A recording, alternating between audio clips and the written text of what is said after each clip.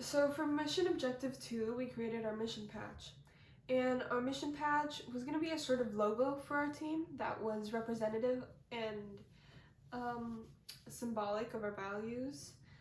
And this was kind of the first step into truly becoming a team, because we got to know each other very well by expressing kind of what was important to us. And how we began this process was by taking a piece of paper and sort of brain dumping a bunch of symbols, colors, and kind of just things that represented us and things we wanted to incorporate in our design. So our mission patch now is a star with 4 points, and these 4 points are representative of our 4 team members. And the star is also representative of our faith because it symbolizes the Star of Bethlehem, which is very important to us as Christians. We also incorporated the color magenta into our mission patch, and the magenta lining around the star signifies compassion and kindness at its highest level, which we thought was really representative of us. And inside our mission patch logo, inside our star, we have the moon, and in the distance is Mars. And this is sort of representative of how we like to really look to the future and see what our next steps are to reaching our goals. And because this project sort of incorporates and is centered around having us be able to live on Mars, but first really living down on the moon, but us first really being able to live on the moon, we thought that this was very cool and representative of that, and not only that, but of our core values.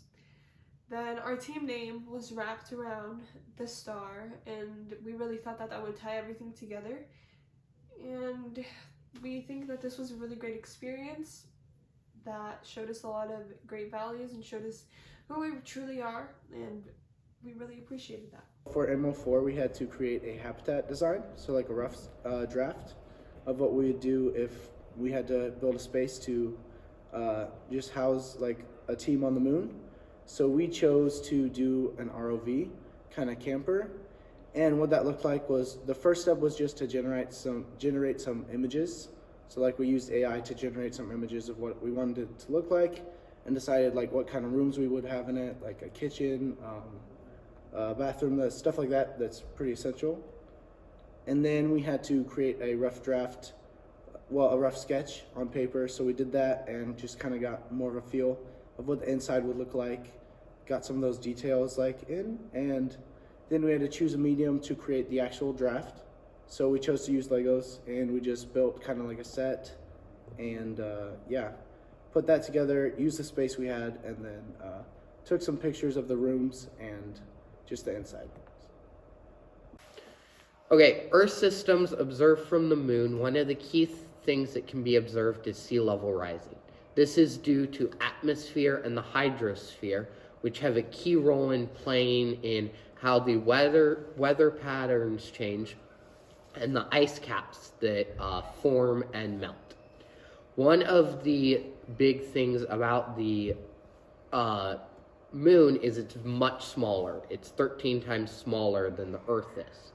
And so the Earth is very large relative to the moon, and it is why you can observe large, massive changes, but won't be able to notice small changes like tide changes. In the due to the gravitational pull of the Earth, the moon would rotate around the Earth roughly every 29 and a half days, allowing you to see almost every part of the Earth from the moon.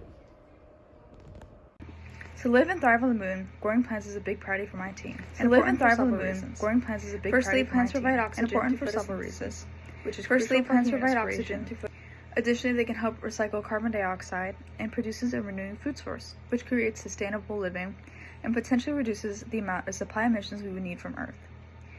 As well as, finally, farming can play a psychological role, which provides a sense of connection to Earth and enhances the well-being of our team in a new environment.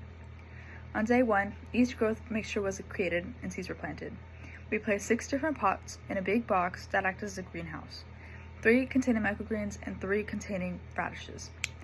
One of each plant had the exact same regolith concentration, and we would water it 7 milliliters every 3 days.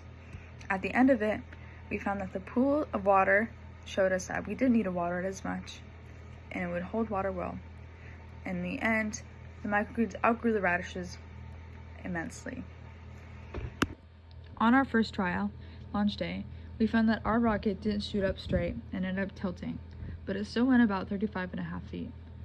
It did fall on the tip of it, so it wouldn't be able to reuse again, and we had to start over with a new rocket for trial 2.